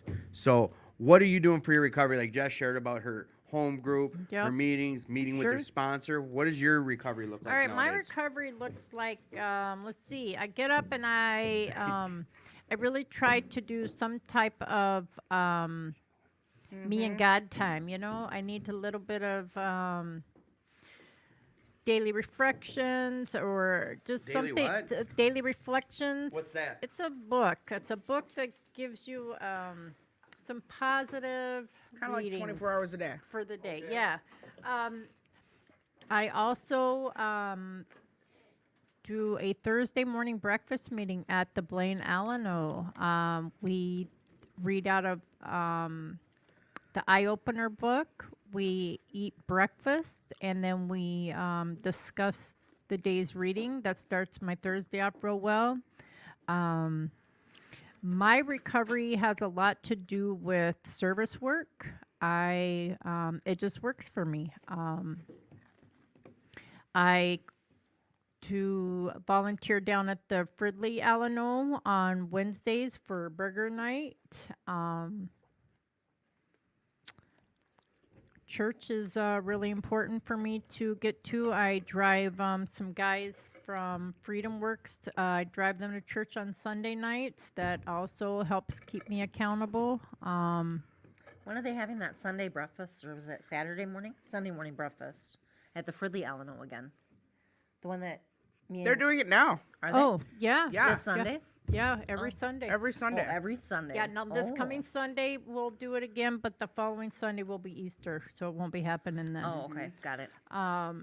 Yeah, once in a while that we've been doing. Yeah, if there's Yeah, I've done if that one there's with you. food going on, I like to be involved with it. I'm good in the kitchen, so and then let's see, meetings. I've been to Jess's meeting once. I probably should go more. Sure. I've checked out the 10:10 on Saturdays. That's a good meeting down at the Blaine Club. A I lot of talk about it every week that we're on. Yeah, it's a good meeting. It really is. A lot of people, a lot of good input. I'm doing my commitment with the board, and you know, really a lot of it is self-care. I really do make sure I take care of myself. I like to shop, you know. I don't care if it's grocery shopping. If I get to go in a store, I'm happy. Sometimes I like to look around and look at stuff. Yeah, Yeah, no it's- matter what it is. Yeah, Yeah. it's not obsessive. I'm not going bankrupt over. I mean, it's groceries. I need groceries, and it gives me enjoyment. What about sponsorship? Do the two of you sponsor? You know, I have never sponsored. I raised my hand. I've never been called upon. I do have a tried. sponsor. I meet with her on Tuesday nights. I go to her house. We've read through the big book together. We're now reading through A Woman's Way. To the 12 steps. I don't call my sponsor. I'm not one to call when I'm. She would say I should call her when I generally will just tell her on Tuesday. She'll say, "So what's going on?" And I'll start talking, and she'll be okay. And the only one time she called me out on it was she'd seen a picture of me at a bar, and there was a bunch of booze bottles behind me. I took a selfie of myself because I wanted dessert, and I stopped, and they had dessert, and I just happened to sit at the bar because that was the only spot open, and she was a little That's flippin' hilarious. she was a little concerned, and I was like, literally, I just was there for dessert. You see? So I just told some friends that on April Fool's Day I was sitting at a bar down in Florida because that's all their food is served in bars. Right. And I saw an empty glass and I was going to take a picture and send it to my sponsor, but my sponsor is so crazy that she would have flown down there to Oh, get me. shit, yeah. So Yeah. I couldn't do it even if it was April Fool's Day. Yeah, Yeah. no, that would not have been good. You would have upset somebody. She would have killed me, and she's like my best friend, Right. so like she would have killed me. Yeah. Yeah. Yeah, no, my sponsor, there's really, I haven't made any big decisions. Well, I guess I shouldn't say that. I have made some decisions without her, but generally, yeah, I'm just not good at it. I'll be honest. I'm not going to make excuses. I'm not good at calling beforehand. I, luckily, have not made any big life-changing decisions that have not been good. So, I usually make a list of my pros and cons on that one before, and then I usually talk to a few people or you or my sponsor or somebody about it. Usually So- my dad. My dad. I your talk to him. dad's good with bounce off. Yeah, he's Yeah. good for you. Have you tried sponsoring before? Yeah. I've had a couple girls that I've sponsored, but it wasn't very long term. Okay. It just didn't work out. But I always still raise my hand. Absolutely. Yep. So. Absolutely. So if you ever see somebody in a meeting that raises their hand for being a sponsor, there's somebody that can either be a sponsor, help you find a sponsor. They can do so many things because they do know who sponsors and who doesn't, and they might be able to help you find a good fit too. Also, So- another thing that I do, and I did it on my way over here. I have the Big Book app on my phone. What's that? So if you go to your apps and you can look up, it's called the Big Book. It's a big letter B, and if you download that, you can go to the audio section and you can click on speaker tapes. Yep, that's what got me through the first 6 months before I started going through with my sponsor. Not first 2 or 3 months. I listened to Bill's story, and the guy who reads it, it's good. I was able to take it in. But now that's the book, but you can go to speaker tapes where Yes, you get to yes. hear people speaking. Yep. And yeah. I'll get in my car, and if I'm going on a long trip, I am super stoked. I get to hear the whole tape. It's a really, really, really good resource for me. In fact, the guy I was listening to on the way over here, he was talking about step 5, how What is step 5? Step 5, admitted to God, to ourselves, and to another human being the exact nature of our wrongs. How some of us think that we're taking something that we've done a secret to our death, right? Because it's so bad, And then we sit there and we tell our sponsor, and she says, well, hell, I've done that 12 times. Let's go get some coffee, right? And then all of a sudden that guilt is removed, and you get to move on. So it's little things like this I hear on these speaker tapes that really make my program stronger. Yeah, we have a group of guys. They'll be on next week. Rick Bohm or Rick B and Jesse. They come on once a month. He runs a 4-step workshop here in this Yes, room. I've been to it. Yes, It's very every- good. yeah. Guess what next week is on? It's back, right on. It's on the 4-step. Their specialty. I know that we're on a schedule, but I'd love to have 2 weeks on it. But basically, like what Judy's talking about is what they're really good. Like, tune in. They'll kind of break it down, but she really did give a great synopsis of it. It's like this shit that big dark dirty secret that's the reason I would keep using over to help me to forget it.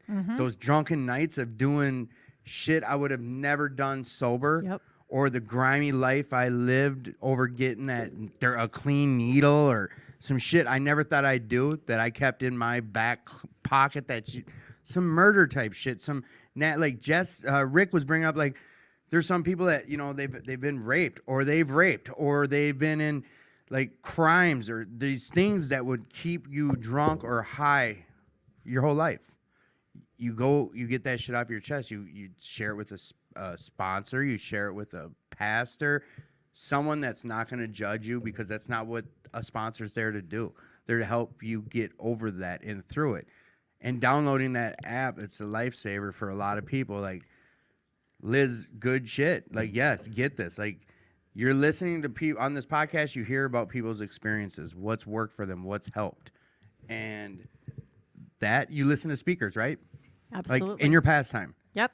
Yes, we had Kenzie on last week. Like, in her pastime, what she does is watch YouTube videos of AA speakers. Yes. And A speakers. It's like, to me, I just, it makes me smile to think like 8 years ago, hey, Tim, what are you doing tonight? I'm going to listen to an AA speaker. Like, I would have laughed at myself. Nowadays, that's what saves my life. That's what gets me to work in the morning on time. That's what makes me responsible.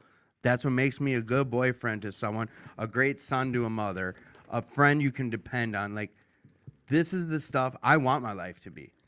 And it's in a direct result. Like, everything you guys have shared about, all the good, these are all direct results of this life we're living nowadays. Yep. Or for me, I can say that. It's a direct result, Elena. Yeah, it is. How's your popcorn? It's good. I Don't love worry about it. I'm Why eating you popcorn. eating so much popcorn? I like popcorn. Okay, we'll leave it at that. So I have a question in here. Did you already get to that question? No. Before I came in here? No, they all disappear on me. Oh, all right. Well, this one, I believe you brought it up, but I think it can be to both of you, is how long did you struggle with meth? What helped you out of that loop until it was no longer an urge? Oh boy. When I went to treatment, to be honest, I went to treatment because I was trying to get out of getting in trouble when I got home Whatever. again. I was like, you know what, it's that or I'm going to go home and face trouble. So I Right. went, but I knew when I was there I wasn't touching it again. So when I got home, I didn't associate with anybody that I knew that did it. I totally separated my life from it. Person, places, and things. Absolutely. That was key. So, like, even without having to go to a meeting, like, you knew. Oh, yeah. Like, that was Yeah. something. What was it with you? How did you... Yeah, I just changed everything. I mean, I didn't move back home. I stayed in the cities after I went to treatment. I, took all the recommendations. I went to a sober house. I went to extended care, an outpatient treatment. I found a different group of friends. I didn't talk to anybody really. It was a really long time until I even wanted to go to any of my old stomping grounds. Right. I just didn't have and I still don't really have a reason to. Right. And you know what, Rick, it's so much, I should have brought my book in. I read it when Ron and Kenzie were on the show. But Kenzie brought that up. Like, it took her a while to go back to her hometown. I think it was up at Faribault or Fergus Falls or something a ways away. But that's where her relapse happened. That's where she went backwards. Like, but now she can go. But she goes with an escape plan. She doesn't go if there's not a reason to go. Like, over time. But you've also heard both of our guests share about some solution on how they're doing this. It's not just as easy as person, places, and things. You've heard them both share about getting in the book. They found a sponsor. They've been going to meetings. It started at a treatment facility. It's a process, but it's work you put in. An easy answer would be nice and easy to say, person, places, and things, but there's some work you got to put in. Absolutely. Like, you guys have put in a shit ton of work. We have another question that always comes in. Whichever one wants to take it first. What was your biggest hurdle in early recovery? That you could, like, off the top of your head, Judy, what was the biggest hurdle that you can recall having to deal with and overcame?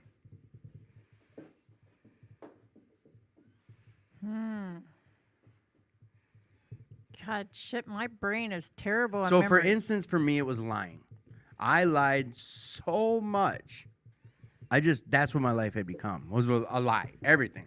I mean, as a junkie and having no affiliations with people that were junkies except for my dope dealer, anyone in my life, there was no honesty because everything was a lie about that. Sure. So, for me, getting into recovery, telling the truth felt wrong because of how long I was lying for. So, for me, a big hurdle was being honest. So, Wow. like anything like that, like, or friends, like a hurdle, something that was tricky that you recall before recovery, into recovery, like, do you anything stick out for either? Like, what was a big hurdle? I think mine was anxiety and being around family that still drank, and the social drinking aspect. It was hard for me to hang out with some of my family members that are still actively using, because I can't do that. I don't know how to do that, and it took me a little bit. I had to take some time to get past that on my own.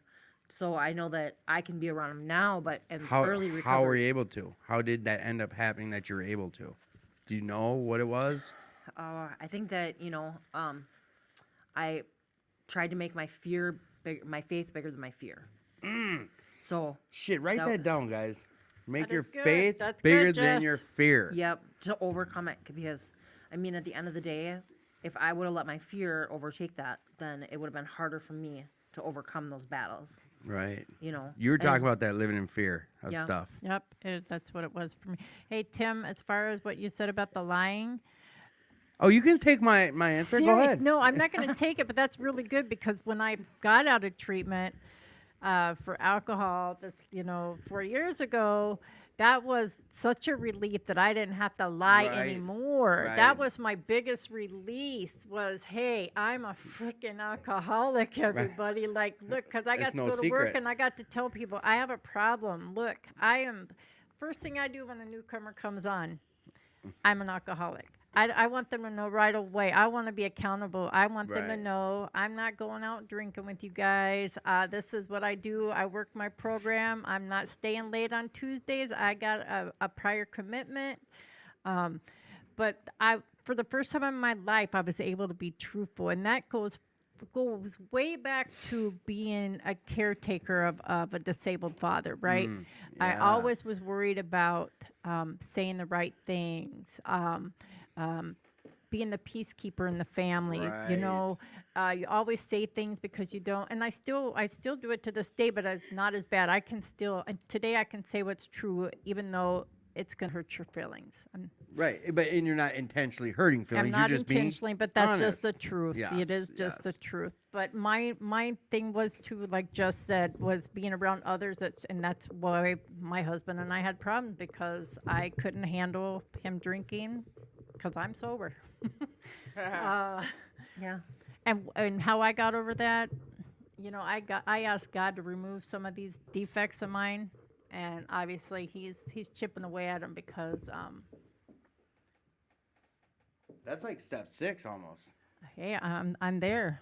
I'm there. He's removing these things that are clouding up my canal. My water's flowing. You were freer now. entirely ready to have, or what? You were entirely ready to have your higher power remove these character defects that Yeah. you figured out you had through step 5, where you explained and said all those dirty, dark secrets out loud to someone. Yep. Yes. So that was a big hurdle that you dealt with, and you overcame it. But that sounds like it was kind of a weight off your shoulders, if anything. Like you got to finally, it was no more, it wasn't a secret, Yeah. correct? Yeah. It's hard living a lie. Yeah. It's Gosh, it's chasing hard. your tail on remembering the amount of bullshit work you were that I used shoveling. to go through to be that person. Yeah. Your faith has to be bigger than your fear. That is good, Jess. Damn, writing books over here. So, what putting a does magnet. accountability mean and look like for you? What does that mean to you, and what's it look like in your life today? Means to thine own self be true, right? Yeah. Yeah. That's what it means to me. Okay. When I set goals for myself, I need to accomplish for myself because that's who it's about. So you're accountable to your own stuff. Yeah. To thine own, those old fancy words. It's like You know, Bible if talk. I'm accountable to me, everything else is going to fall in place because I know where my love lies and my family and my friends and my job and my future. So as long as I'm doing what I know is best, I'm going to be where I need to be. Hot damn. What does accountability mean to you, and how's that in your life today? I don't know. I get to show up for stuff. I get to show up on time. Yes. That's a big thing. And I get to be present for, my family and my friends, and Yeah. I That's get to enjoy life. yes. That's awesome. All right. So we also kind of already, both of you have talked about it, but higher power and faith. Judy, what is to you higher power mean in faith? What does it mean to you? What's it look like for you? So my concept of a higher power has changed dramatically. What do you mean? From being the guy in the sky that is saying that's good, that's bad, to me let's say me being a part of the bigger plan. I have a part in this life, and I don't feel that. I feel God is good all the time, and that, and I equate it to something that my sponsor had told me early in recovery, that God wants me to be happy and sober more than anything, just like I want the best for my kids. He wants for me, and so for me, when I relate His love to me the way I love my kids, that's my spirituality. That's That's a good way to put it. That is a good way to put that it. just, Yeah. I mean, that says it all right there. I mean, as a mother, we know, it's just, Absolutely. it's just, there's no truer form of love than, a love for a child. And I know that if God is the creator and He created me, how much love He must have for me. So that's my spirituality. How about you, Jess? Yeah, I mean, it's not as black and white as it used to be. It's more Christian and more of an open idea. I mean, I grew up so strict Catholic, and it was this way, this way, this way. And, if it wasn't this way, then you were going to go to hell, or, stuff like that is so retarded. We don't use the R word. Oh, sorry. Oh, So silly. oh, no, you're good. I was just joking. But I mean, it's love. God is love.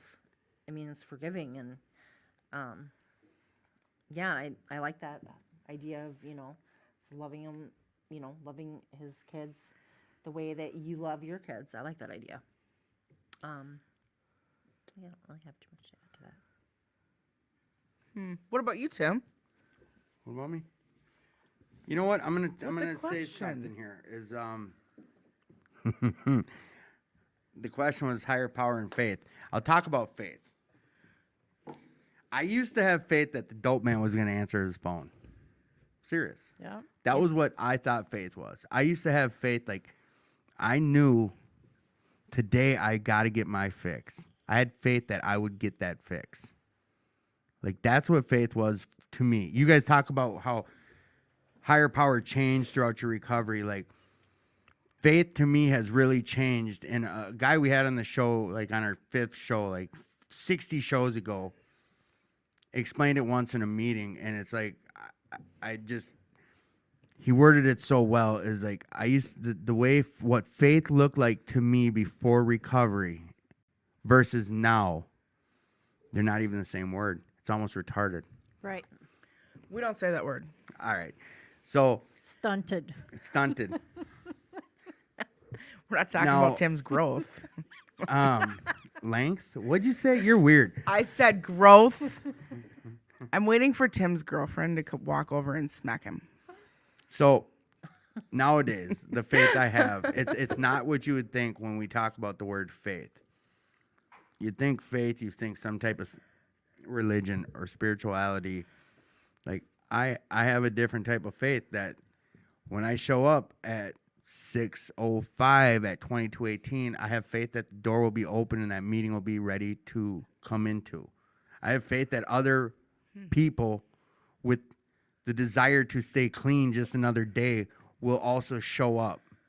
So I have someone else to lean on that will love on me when I'm showing up and not knowing how to love on myself that day. Like today I have faith that there will be another fellow alcoholic who's there looking for a solution. Like that's the type of faith I have nowadays. It's a lot different than like what I thought faith was. Just like you're saying, like I hear higher power early on. I thought it was a guy in the sky. I heard faith. I thought it meant hitting the knees at an altar. No, it's different for me nowadays. Like faith it's faith that there is another life than what I was living. So, Elena, what does that mean to you? Faith, higher power. I have a whole different outlook on faith and higher powers and all that kind of stuff. I'm not very religious. and I choose to remain that way. I grew up in a family that we have been so many different religions that I have What do you mean? 100% just Like we're given up. Jewish this week and Islam next week, and I've been Catholic? baptized Christian, Catholic, and Pentecostal. I grew up Pentecostal until I was probably 12, which means you don't cut your hair, women wear dresses, and I didn't own a TV. And then when that church stopped giving my family free stuff, we moved on to the next because that's the way my parents did things. I did not grow up in a very rich family. Like I was poor, and that's something back in the 80s and 90s that you could do. You could reach out and you could get help where you needed it. And there's still some places. by like the that. time I got to a certain age, I was like, I don't even know what a God is anymore. So I believe in things that I can see. I'm a very spiritual person. My higher power is nature, which kind of sucks when you live in Minnesota, but I have ways to make it work. It has not failed me yet. So, but I can sit out on my deck. I have woods in my backyard, and I can sit out on my deck and I can watch deer walk through my backyard. And I can watch the leaves fall off of the trees and come back. I can watch trees almost die in the wintertime and come back in the spring and just bloom. The trees lose their leaves and they come back to life. Like that right there, to me, is absolutely amazing. I sit outside and I watch cardinals. They say that when you see a cardinal, it's somebody that has passed away and they're looking over you. And Sound like my mom. I can be outside, and and the reason why I bring that up is because I live in my grandfather's house, and so when I see a cardinal, it reminds me of him. And then there's many times where there's two, and it's like him and my grandmother, and they both Aw. died in this house. So it's very, very spiritual, and it's humbling for me, and I absolutely love it. And those are the things that help keep me clean and sober today. So, can I ask you a question? And it's a funny one, but I have this picture of you in my head staring out your back window come fall time. Do you just watch the leaves fall and you cry? No, but I will seriously. So I have trees that have those big, bright red and orange leaves, and they're huge, and you just want to lay there and watch the leaves fall on you. You do, and you laugh, but it's absolutely amazing. So I do things like I plant flowers, so I get hummingbirds, and I put out those salt licks, so the mom deer will bring their little babies. Then you have all these babies in your yard. Like, those are the kinds of things that I do because those are the kinds of things that I love. And it helps in lieu of your serenity, Yes. self-care. And let I me was tell going you- somewhere with this. Let me tell you, if you're ever sitting, my sponsor and them, they just got this lizard that looks like a flippin' dinosaur. So I was sitting outside one day, and it's not a lizard, but I was sitting outside one day and I was like, oh my God, there's a dinosaur in the flippin' tree.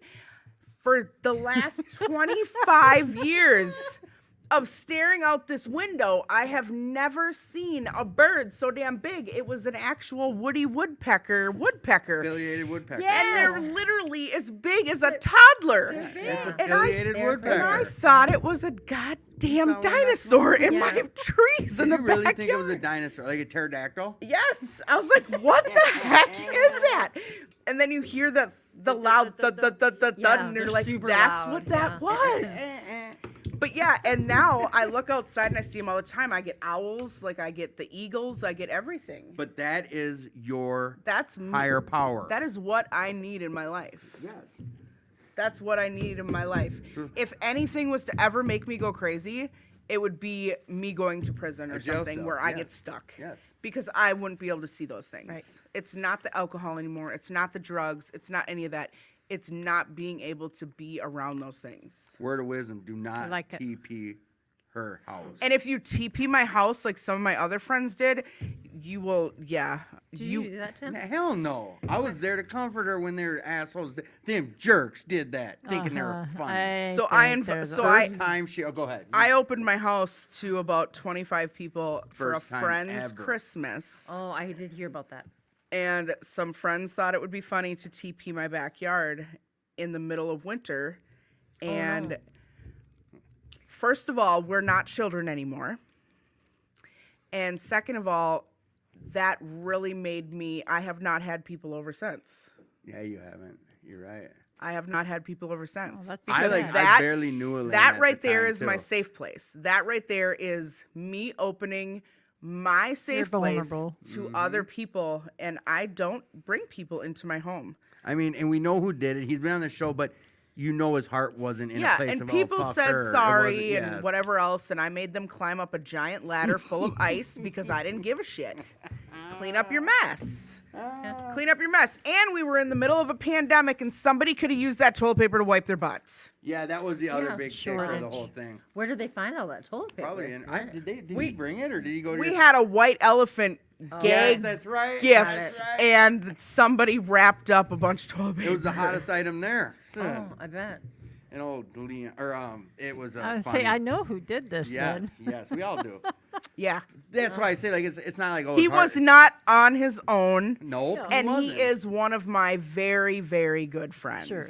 And you know what? It's like I said, I was new. Of course, I'm gonna bring it back to me. Is I've been me and Tad and I went. This was like, did the show already start? Did we? I think it was right It was right after it started. something. But me and Tad and I went there, and I didn't hang out. I knew all these people, but I didn't hang out with them.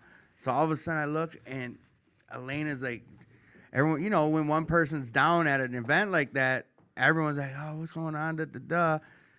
And at one point, I don't know, even know if you remember, it's me, her, and her dog at the kitchen table. Yeah. And she wasn't talking to no one. I'm like, Uh-oh. it's okay. I didn't even know what happened at the point, but whatever. That is her. I was trying not to let the old me come out. It was about to. I think an inch of it came out to the point where they grabbed the ladder and went up and it's like, okay, we're going to clean this up now. Yeah, they got the point. But yeah, I didn't think of that. You haven't opened your house up since. Nope. And I probably won't. All right, well, heck. So, ooh. Actually, I am gonna have some bonfires this summer. All right, you heard it here first. Some bonfire meetings. I might rent an outhouse so people can go to the bathroom. And a blow dryer only. No toilet paper will be in there. Yep, no toilet paper. So it's that time of the hour show where we're gonna be wrapping up. Before we do, is there anything you girls would like to share about or Hey, say? I really want to thank you guys for inviting me. This was quite an experience. I probably said more about my story tonight than I ever have. So thank you for letting me grow through that. Grow through that. Thank you, Judy. Thank you for being here. Shit. I told you in way too far advance. I don't like telling our guests that far in advance. It gets them in their heads. Jess? Wow. It does. Wow. It usually does. Jess, is there anything you'd like to add? No, thanks for having me on. Wow. You can't use my word right after I use it. Oh, What? Well? Yeah. Oh, Get your own word. okay. Next week is Rick and Jesse, and it's step 4. Like, you guys. Great. So have your big book and your 12 by 12 Yes. on standby. On standby. And remember, Elena gave you guys a task. Like, between now and next week, take minimum 5 minutes for yourself. Do something healthy and fun for yourself. And I want to hear about it. Tell me what you Yes. did, because you know what? Yes. Maybe it's something that I want to go do. Yes. Share. We share our experiences. I always preach that. Go have your own experience, but Hey, share it. guys, try that bubble bath. The bubble bath. Ryan was back there almost breaking his neck, shaking his head yes to it. Like, yep, that's it. She's right. She's right. Absolutely. She's You'd like, be light surprised. some candles. And but Ryan's like, yep. Yes. So yes, next week, Rick and Jesse. It's going to be one of them awesome sauce shows. Do not miss it. The Ride for Recovery is coming up. It is on June 25th. But in 2 days from now, come here to the club. It's going to be a bash. Like, anyone's invited. Like, it doesn't cost money. Bring some money. But there's going to be food, fun, games. We're celebrating the world's longest running Alano Club. That is huge in the world. Like, this place is thousands upon hundreds of thousands of lives have been saved in lieu of this place. And it's a historic site, 80 years old. Like, come celebrate this with us. Matt put up the link. If you're able to donate, please donate. If you can't donate, come give some time. Come be part of this club. Make it your club. Same goes for the show. Make this show your show. If you have ideas for the show, if there's anything you want to hear us talk about, if you have ideas on which direction you want to see it go, share it with us. Reach out to myself. If there's anyone you'd like to hear on the show, reach out to Elena. All right. Now is the time of the hour we say, hey, Judy, what are you grateful for? Yeah. That's easy. Sobriety. Bam. One word banger. Jess, what are you grateful for? Family and friends. Damn, we're getting Tim, what are you grateful for? All right, well, get comfy. Family, mother.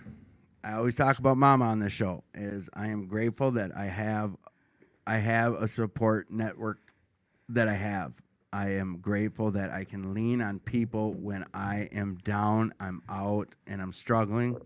Whether they know it or not, I've created this circle around me of people apart from my mom that I can lean on, and I need that to save my life, week to week, day to day, hour to hour. I wasn't bullshitting when I say I reach out and ask the most mundane questions to people with more time than me or people that just seem like they know what's happening. I have to reach out and ask how to do things nowadays. Doesn't matter how much time I have, and I'm grateful for that being able to let my guard down, be a little vulnerable, and ask questions. That I'm truly grateful for. So, Elena, Right. what are you grateful for? We're not going. Elena, what are you grateful for? I'm grateful that I get to live the life that I'm living right now. I am grateful that I get to do fun things and not worry about what other people say about them, because that's what I enjoy doing. Ryan, what are you grateful for? I'm grateful for empathy, So does he. for the fact to not sit there and judge someone where they're at, but understand where they're going through. And to sit there and not freak out, because earlier today, I almost freaked out on a guy here at the Alano for no reason. Not understanding that he's new and he's sick. And if I would have freaked out on him, I would have felt stupid. But I came to Elena, who likes to keep me calm. And like, it's funny that you just said that story a minute ago about the way you freaked out. And Tim was like, yeah, she almost lost it. Because that literally, I know when I called you, you were sitting there talking to me and I was going off. And there's a reason I went to you. And like the whole nature thing is the connect, everything's a connect. And basically seek to understand before being understood. Say it again. Seek to understand before being understood. Shut up and listen. Matt, what are you grateful for?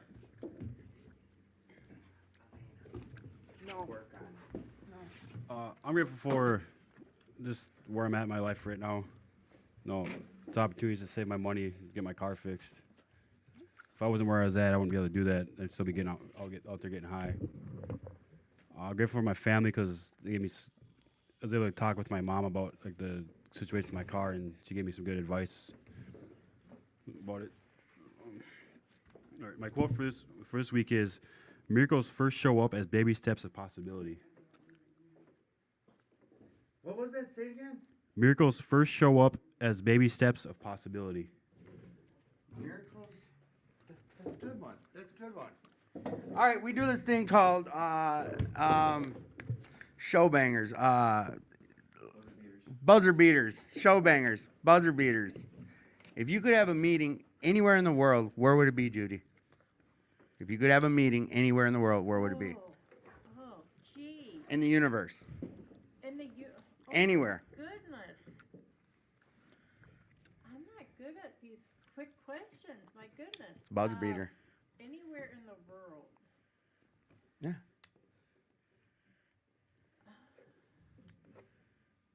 Get on the mic. Where would it be? Anywhere. Okay, Jess, where would yours be? On a beach in Hawaii.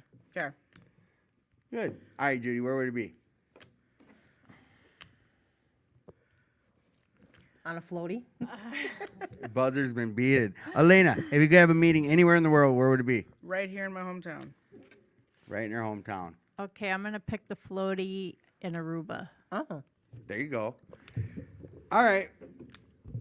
Stay tuned for next week's show. And remember, you're not alone. If you're struggling, you need to reach out because people won't know you're struggling if you don't reach out. Next week, we got Rick and Jesse.